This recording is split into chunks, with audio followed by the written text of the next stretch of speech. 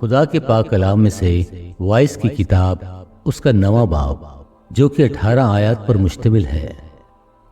ان سب باتوں پر میں نے دل سے غور کیا اور سب حال کی تفتیش کی اور معلوم ہوا کہ صادق اور دانش مند اور ان کے کام خدا کے ہاتھ میں ہیں۔ سب کچھ انسان کے سامنے ہے، لیکن وہ نہ محبت جانتا ہے نہ عداوت۔ سب کچھ سب پر یکساں گزرتا ہے، صادق اور شریر پر، نیکوکار اور پاک اور ناپاک پر، اس پر جو قربانی گزرانتا ہے اور اس پر جو قربانی نہیں گزرانتا۔ ایک ہی حادثہ واقعہ ہوتا ہے۔ جیسا نیکوکار ہے ویسا ہی گناہگار ہے، جیسا وہ جو قسم کھاتا ہے ویسا ہی وہ جو قسم سے ڈرتا ہے۔ سب چیزوں میں جو دنیا میں ہوتی ہیں ایک زبونی یہ ہے کہ ایک ہی حادثہ سب پر گزرتا ہے۔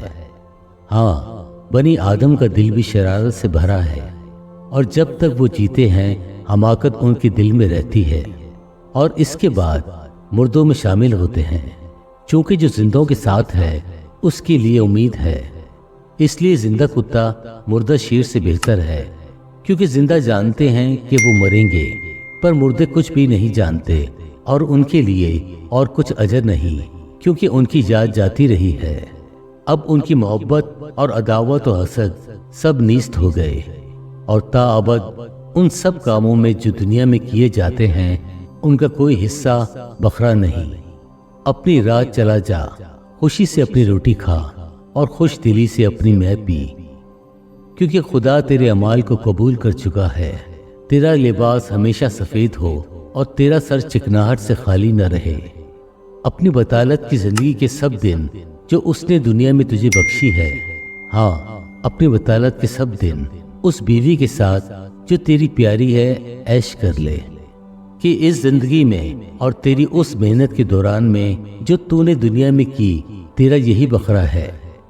جو کام تیرا ہاتھ کرنے کو پائے اس سے مقدور بھر کر، کیونکہ پاتال میں جہاں تو جاتا ہے نہ کام ہے نہ منصوبہ، نہ علم نہ حکمت۔ پھر میں نے توجہ کی اور دیکھا کہ دنیا میں نہ تو دوڑ میں تیز رفتار کو سبقت ہے، نہ جنگ میں زور آور کو فتح، اور نہ روٹی دانش مند کو ملتی ہے، نہ دولت عقل مندوں کو، اور نہ عزت اہل خرد کو، بلکہ ان سب کے لیے وقت اور حادثہ ہے، کیونکہ انسان اپنا وقت بھی نہیں پہچانتا۔ جس طرح مچھلیاں جو مصیبت کے جال میں گرفتار ہوتی ہیں، اور جس طرح چڑیاں پھندے میں پھنسائی جاتی ہیں، اسی طرح بنی آدم کو بھی بدبختی میں جب اچانک ان پر آ پڑتی ہے پھنس جاتے ہیں۔ حکمت اور حماقت پر خیالات۔ میں نے یہ بھی دیکھا کہ دنیا میں حکمت ہے، اور یہ مجھے بڑی چیز معلوم ہوئی۔ ایک چھوٹا شہر تھا اور اس میں تھوڑے سے لوگ تھے۔ اس پر ایک بڑا بادشاہ چڑھ آیا اور اس کا محاصرہ کیا اور اس کے مقابل بڑے بڑے دمدمے باندھے، مگر اس شہر میں ایک کنگال دانشور مرد پایا گیا، اور اس نے اپنی حکمت سے اس شہر کو بچا لیا۔ تو بھی کسی شخص نے اس مسکین مرد کو یاد نہ کیا۔ تب میں نے کہا کہ حکمت زور سے بہتر ہے، تو بھی مسکین کی حکمت کی تحقیر ہوتی ہے اور اس کی باتیں سنی نہیں جاتی۔ دانشوروں کی باتیں جو آہستگی سے کہی جاتی ہیں احمقوں کے سردار کی شور سے زیادہ سنی جاتی ہیں۔ حکمت لڑائی کے ہتھیاروں سے بہتر ہے، لیکن ایک گناہ گار بہت سی نیکیوں کو برباد کر دیتا ہے۔ خدا کے پاک کلام پڑھے اور سنے جانے پر خداوند کی برکت ہو، آمین۔